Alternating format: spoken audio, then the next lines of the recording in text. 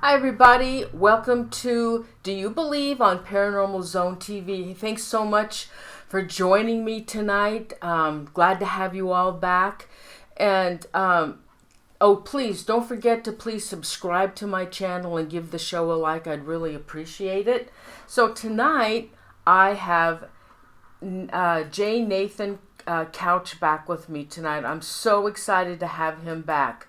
Now, I don't know if you guys remember the show we did a couple of weeks ago with Nathan, and he's the author of Goatman. So with that, hey, Nathan, thanks for joining me again tonight. Thank you. It's great to be back. I had a lot of fun last time. I'm sure this will be just as entertaining a night. Oh, yeah. Now, Nathan has a fabulous website.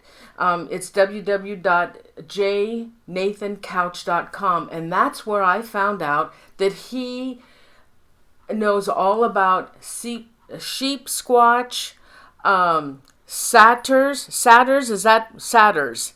And we're Satyrs, yeah. Satyrs. Yeah. And we're going to explain that to you in a little bit. But you know what? Before we start, there was something very fascinating I found on Nathan's website, and that was mounds. And since I found this out, and I love to bring in information that I may not have known about, and found out that I would love to pass on to you, because mounds are a fascinating mystery. So Nathan, just talk a little bit about them, because I'd really like the viewers to know about this. Okay, well, about the year 500 BC, the Native Americans who lived in Wisconsin and a couple of surrounding Midwestern states started building effigy mounds. Some of the mounds are simple linear shapes and conical shapes, and others represent small to enormous cats, birds, birdmen, and bears, turtles, things like this. And then a few of them, the rarest of all the mounds, are human-shaped mounds.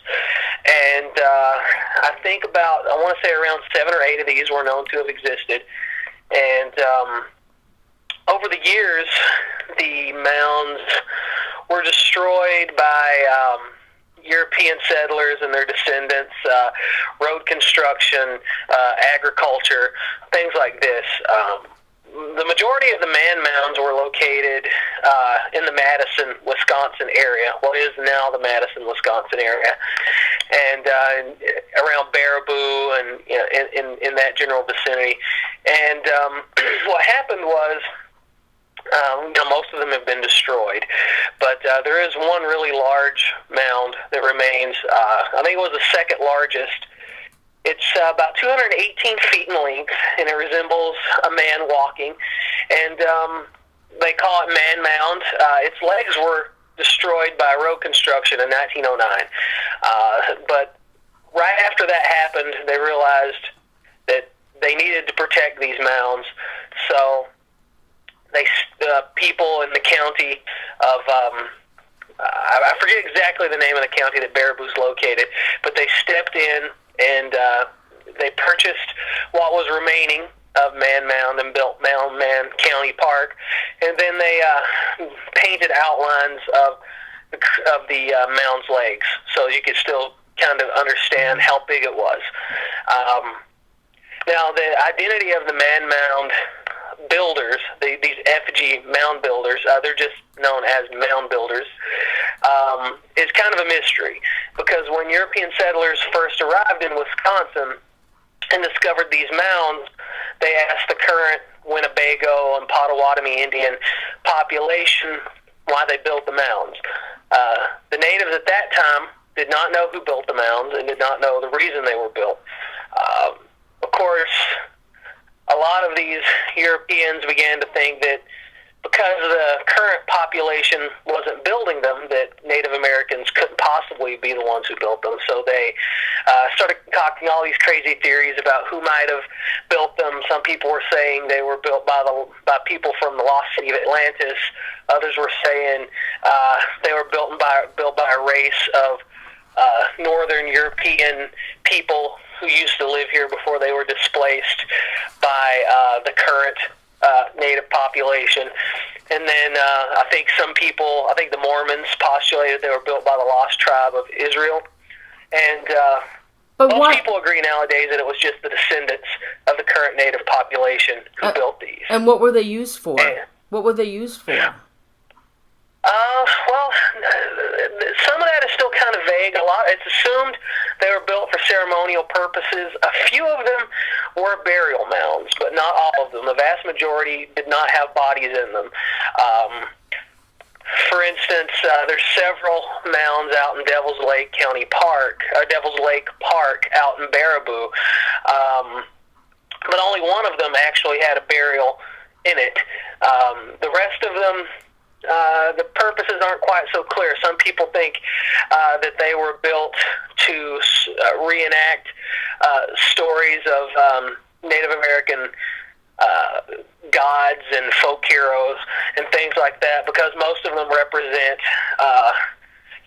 the various sort of tribes. Like certain Native American tribes were water tribes or earth tribes, things like this. So obviously the bird effigies are considered to represent, the air tribes, the sky tribes, and then, the giant felines are considered to represent water spirits. Native American water spirits were often described as being feline, and so those are considered to have been built by Native Americans from these water tribes. Right. And that's okay. So, I just wanted the viewers just to be aware of there's other things out there that we don't know, and coming across that, I just thought it was fascinating, and I just wanted to pass that on to the viewers to let them know what's out there. Yeah, and the man mounds themselves, no one really knows why that they have horns. Some people think that they're meant to be effigies of a Native American hero god called Redhorn, who was a descendant of who comes from Winnebago lore, and then some people believe they might represent a shaman, because slightly more modern Native Americans, by modern I mean Native Americans who lived here after the Europeans arrived, they would wear buffalo skin headdresses with the antlers on them. But because no one knows with 100% certainty that the mound builders are actually descendants from the current tribes, or if the mound builders wore headdresses like this, or even knew the story of Redhorn, no one's 100% sure why the man mounds mostly have antlers or horns. I think out of the 7 or 8 that once existed, maybe 5 of them had horns. So that's a little bit of a mystery. Awesome. Thanks so much for bringing that to the viewers. I appreciate it. Okay, so let's move forward now to Sheepsquatch. Now, yeah, that's a hard one to say for sure. Oh, gosh. I know. I got to be careful. Nathan, now, I researched myself on this, and so evidently it's a Virginian folklore that's been around for decades? It's kind of debatable. No one's really 100% sure when the word Sheepsquatch appeared. Some sources... Well, we know when the word Sheepsquatch appeared. A young woman named Tess submitted a story to, I believe, wvghosts.com, talking about when she and her friends were driving through Point Pleasant, West Virginia, and they saw something on a very snowy day, very near to their car when they rounded a curve it resembled basically a Bigfoot-type creature, but with big antlers. Well, not big antlers, or sort of like sheep horns. I guess it wouldn't be antlers. But and her and her friends began calling it Sheepsquatch, for lack of a better term. And people started reporting this thing. Most reports of Sheepsquatch come from the 90s and in the early 2000s. But there does seem to be a tradition of large, hairy, white monsters in West Virginia folklore dating back a very long time, but I don't think they were called Sheepsquatch until the early 2000s, or maybe 1990. Well, I also discovered that in the Scottish-Irish myths, they also have horned and hoofed demons. They considered them demons. Now the thing is, just like what we talked about with Goatman, Satan is also depicted as half man and half human, and with a horned icon. So here we go again. Is this Sheepsquatch demonic? Is he coming in and out of other dimensions? I think that's what we talked about as well with Goatman. Well, I love these sheep. I mean, the Sheepsquatch creatures, when they're described, in certain instances, they do have a bit of a more distinct look from Goatman. But I mean, they are very similar. They could be the same phenomena. These Sheepsquatch reports coming out of West Virginia, and I believe there was a Sheepsquatch sighting discussed on Monsters and Mysteries in America on Destination America back last year that came out of eastern Kentucky. But they do seem to have more of a supernatural element, even more than Goatman. I mean, all the Goatman legends have a supernatural element, but these sightings actually have the element where these strange things seem to be able to cause hallucinations. They hang out around cemeteries quite a bit. They generally seem to have kind of an otherworldly type of power, at least some kind of power we don't understand. And it's kind of the same thing with Goatman, where if these type of creatures really do exist, I think they'd have to be supernatural in some way, not necessarily demonic, but something not really out of our reality, because there are no primates with hooves or horns in the fossil record, so there really is nothing to support a physical creature like this existing. Okay, so give the description of the Goatman. I mean, of the Sheepsquatch. It's generally described as being very primate-like, unlike Goatman, which always has goat hooves or goat legs. Sheepsquatch usually is described as having feet, usually covered in white, shaggy fur, usually smells of sulfur. Of course, being around Point Pleasant, that could just be pollution. They used to make a lot of gunpowder at one point out around Point Pleasant. Some of that, some Point Pleasant, West Virginia still has lingering pollution from that back in the 40s and 50s. And they have ram-like horns. They usually have small arms that they tend to hold out, sort of up and out from their body, but near to their body, sort of like when a kangaroo is hopping, the way it holds its forepaws. And they generally have sharp claws, big teeth. They look carnivorous instead of like an herbivore, like a goat would. Mm-hmm. Now, okay, and then also supposedly they have hands like raccoons. That I also very small hands in proportion to their body, and they hold them similar to, well, I guess the way a raccoon would hold its or a kangaroo, because both of those animals have really short forepaws compared to their relatively large hind legs. Now with this one, it walks. It stands, but it also walks on all fours. Now, do the other like Goatman, does he do that as well? Walk on all fours, or does he stand erect? Goatman, I'm not really aware of. I've heard one story in I believe it's Weird, Maryland, where a creature described as Goatman was walking on 4 feet and then stood up and walked bipedally. But Sheepsquatch does seem to be described as walking on its hind feet more often. Generally, some people even describe it as looking sort of like a polar bear with sheep-like characteristics, right. As opposed to an ape. Sometimes they say ape, sometimes they say polar bear. Yeah. So now has this sheep squatch caused any harm to anybody, or they're just multiple sightings? What does he do? I don't know of any serious injuries that's been caused by sheep squatch, but there is an amazing book that comes out of West Virginia by an author named Kurt McCoy, who really helps me out with my research. It's called Weird White Things, and it chronicles all the various strange white monster sightings from West Virginia.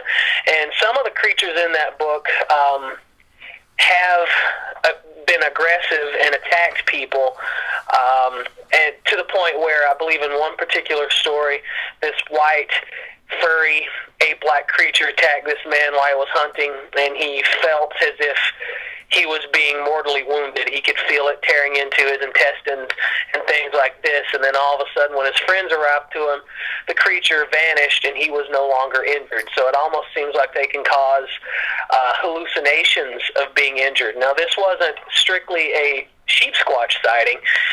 It wasn't described as having horns or anything like that, but it is extremely similar to some of the sheep squatch sightings. So a lot of these strange white creatures that have been reported out of West Virginia, while they don't all match the description of sheep squatch, they do tend to attack people in one way or another, even if it may not be physically. You know, I found it very interesting that retired military fella that he was seeking out, he was interested in Mothman, and so, like you said, that he went over to Point Pleasant to try and find Mothman, and instead he had an encounter with sheep squatch, and he was the one that had talked about the red waters over there because of all the pollution now, and the smell of sulfur, and this sheep squatch also has that smell of sulfur, so there is a connection there with that Point Pleasant area and the TNT, the TNT tunnels, or that area over there, don't you think? Yeah, it seems like, of course, the TNT area was the heart of the Mothman sightings, which I think started in the 60s.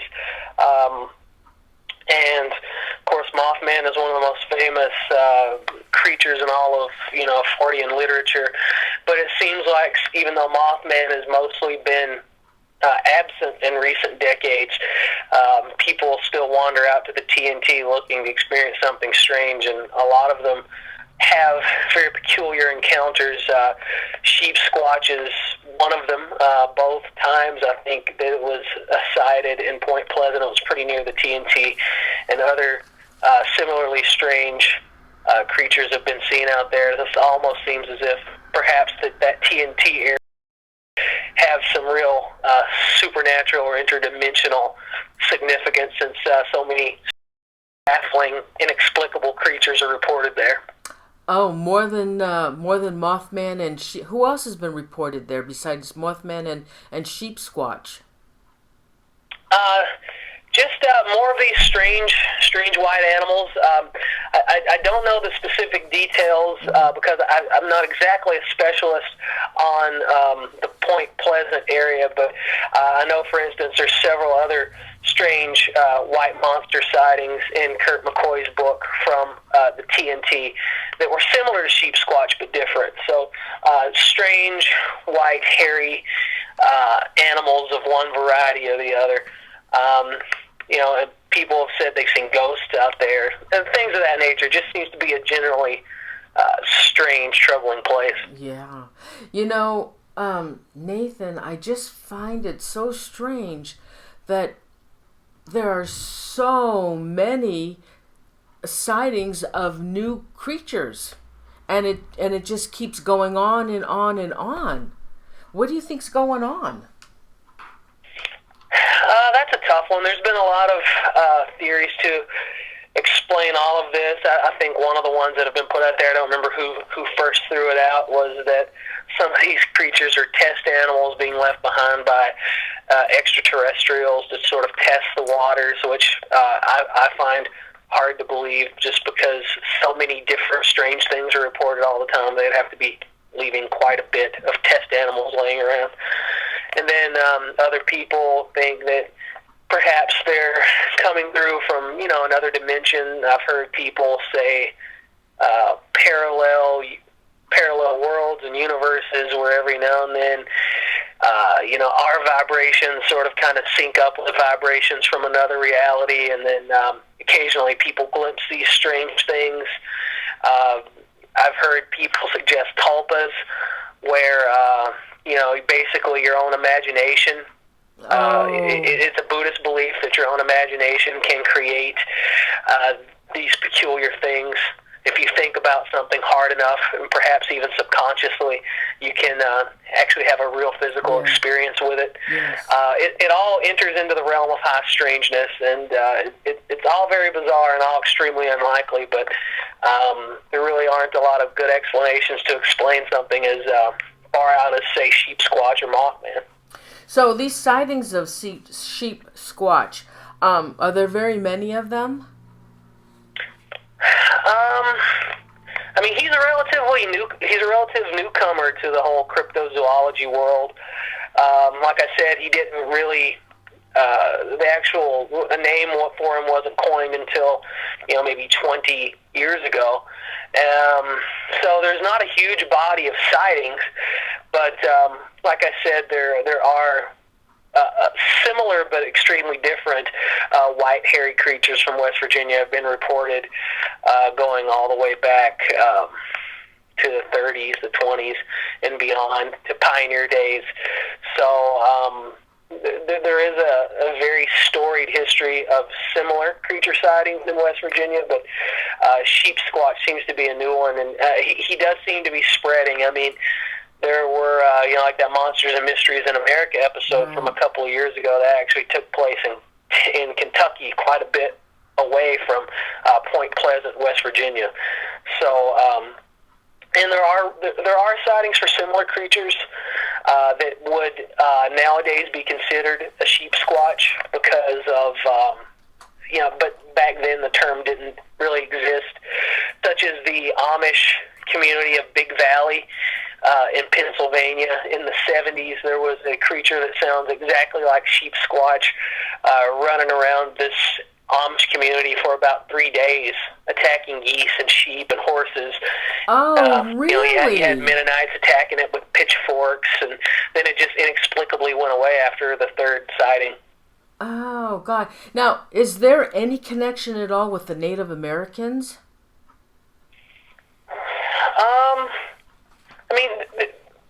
There could be. There are all sorts of shapeshifter type stories from Native American folklore and religion. The whole skinwalker thing from out west, and say for instance in Maryland, the Piscataway Indians had a deity they called Oki, who Europeans described as resembling a devil. I don't know if that means he had horns or if that means he just looked intimidating to them. But that could be a possibility. It could be all sorts of all sorts of Native American imagery really could apply to it, but they didn't really have a sheep based character in their mythology. Mm-hmm. But if it really is a shape-shifting sort of trickster thing where it could take on all different sorts of shapes, I guess you could make that leap. So it's just like Bigfoot and all the other sightings of these creatures that have been popping up. Nobody has any pictures. It's yeah. They see them, and people carry around their cameras. Their cell phone. Come on. everybody has a cell phone that's capable of taking a picture, but yet there aren't any. So maybe you're right. Maybe these are shapeshifters. Maybe these are when they see something, it's like it's putting this image into their head that it's a monster. But all the descriptions of the sightings, are they all the same? Some are pretty different, such as, well, the one sighting you referenced where a fellow had went out to TNT looking for Mothman, and he had seen this thing. It was very different. He described it as looking very large, like a bear, or maybe even a small cow.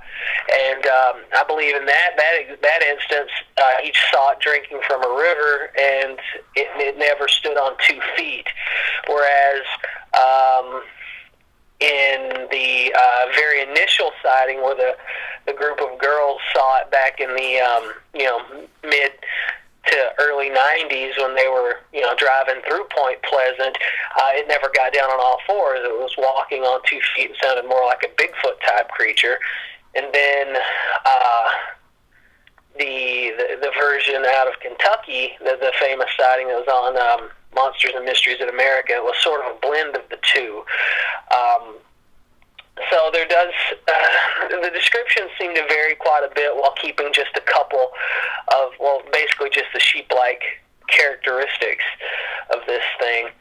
So similar but different, I guess, is the way you describe it. Yeah. The viewers are asking if there are any convincing pictures, and no, there aren't any. And I mean, the thing with the photographs of Sheepsquatch, I mean, it is relatively new. At least since it's been being called Sheepsquatch.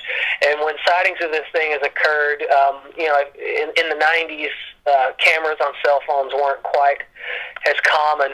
And then I believe the sighting out of eastern Kentucky, which I believe just took place this past decade, that took place at night on a hunting trip, and not sure if they would have really had a cell phone camera available then.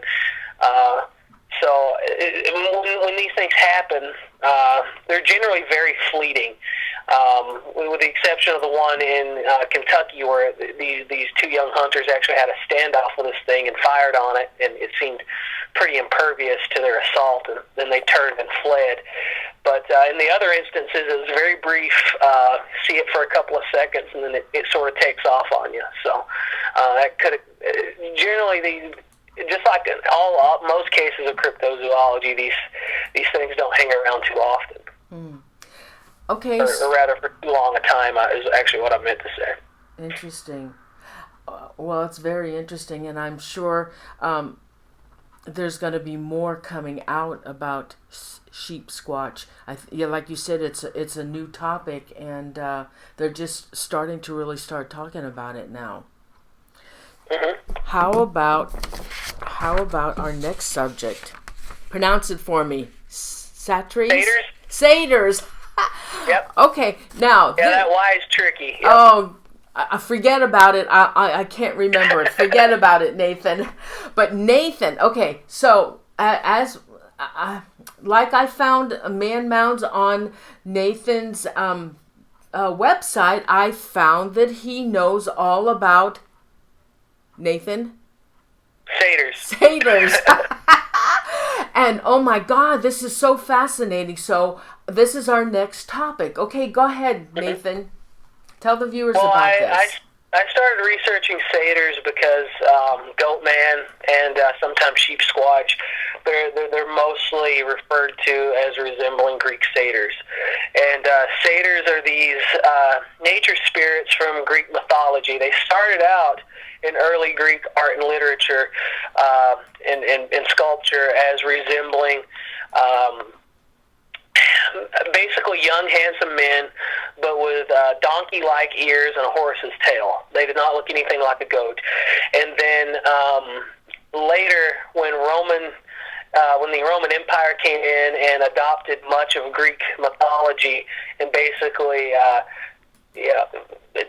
took everything from Greek mythology and adapted it to their own pre-existing belief system. They merged satyrs with their own nature spirits, fawns, and these fawns were half man, half goat, and they behave very similarly to satyrs.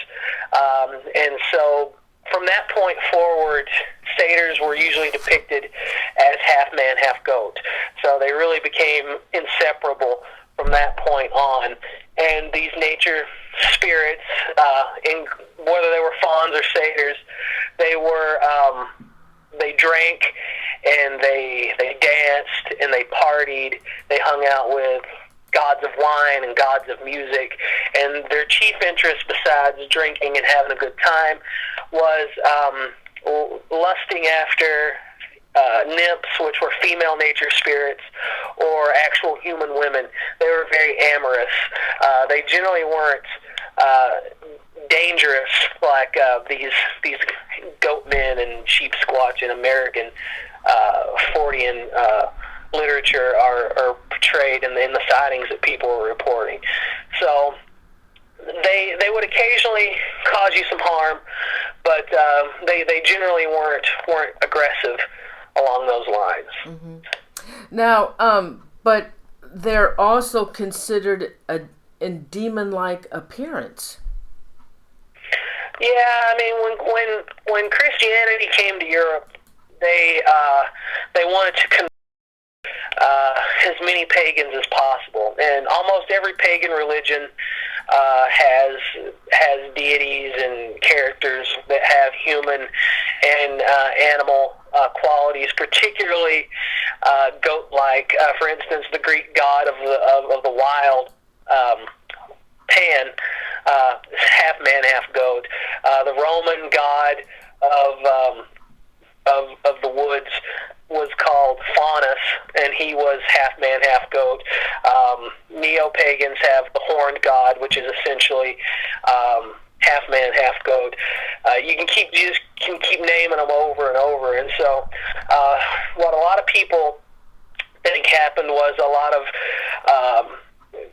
the church, basically, when they started portraying the devil in art and in description as being half man and half goat, and so that sort of demonized these pagan gods. So it really depends on your point of view, because I mean, chronologically, these pagan deities like Pan pre-existed Christianity. So if you believe that the devil existed prior to the Christian belief system, then maybe they were the devil. Mm-hmm. But if you believe that these things just sort of got sucked into Christianity, and the Christian devil began being described as these things, then they're completely separate. So now I found that they're talking about all these monsters or creatures that have that everybody's been talking about lately, like let's see, the Beast of Bray Road, okay, Sheepsquatch, Vampire Beast, the Deer Woman, Goatman, the Maryland Goatman, the Lake Worth Monster. They're all considered Satyrs. Well, the Beast of Bray Road is more considered a werewolf-type creature. It's very canine. I've never really heard a satyr connection with that one, but all of these goat-like creatures, like the Lake Worth Monster, the Pope Lick Monster, Sheepsquatch, Goatman, they all, in one way or another, match the description of a satyr or a faun. So now, I guess the main thing to figure out then would be, why are these things from Greek mythology being seen in America, which is something that no one's really been able to figure out, unless these things actually are spirits from the natural world, and when they existed in parts of the world where there weren't really domestic goats or wild goats at one point, maybe there wasn't a vocabulary to properly describe them. I mean, there are all sorts of descriptions of satyrs from antiquity on up to modern day in Europe that sound more like real encounters than they did necessarily mythology. Of course, when you go back far enough, mythology was blended so well with historical fact that it's hard to tell the two apart.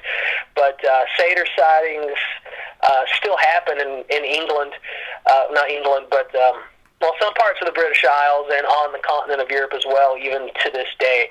So it does make you wonder if maybe they really were some type of nature spirit that people are still occasionally chancing upon when they're out in the wild or rustic places of maybe the old world and maybe even the new world.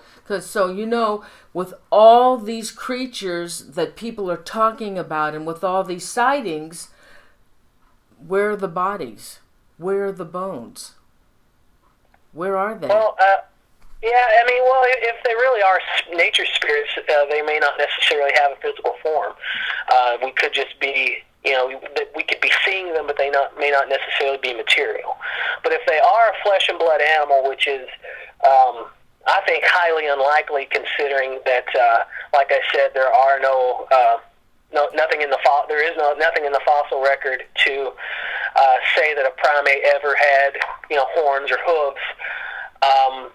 Then there should be bodies. But I'm thinking, since it's of a supernatural nature, they may not have a corporeal form. So. Mm-hmm. Wow, interesting. Well, I don't have any other questions on that. Do you have anything else you want to add? Well, the thing with satyrs are most people consider that in mythology they represent sort of they represent something that we've lost. It's sort of a connection between humanity, because they are part man, part animal, and I think there's always going to be a need for something like that to remind us that we weren't always so far removed from the natural world as we are nowadays with computers and smartphones and electricity and cars, and we go down to the grocery store to get our food instead of harvesting and hunting and foraging. So I think it's never quite going to go away. Whether or not it's a real phenomenon or not, I think people are going to continue to experience something along the lines of satyrs, just because I think that's something that needs to be there.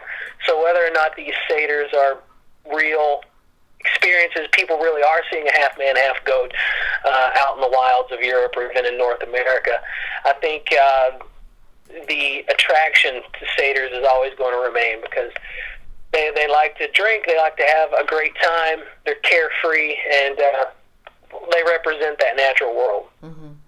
Geez, Nathan, thanks so much again for being my guest. Now, don't forget, everybody, I did aired a fabulous show a couple of weeks ago with Nathan. He is the author of Goatman. Let's see, I have your website up. He is the author of Goatman, Flesh or Folklore. And when does the book come out? It'll be out sometime in early October, I'm hoping. Basically, it's done.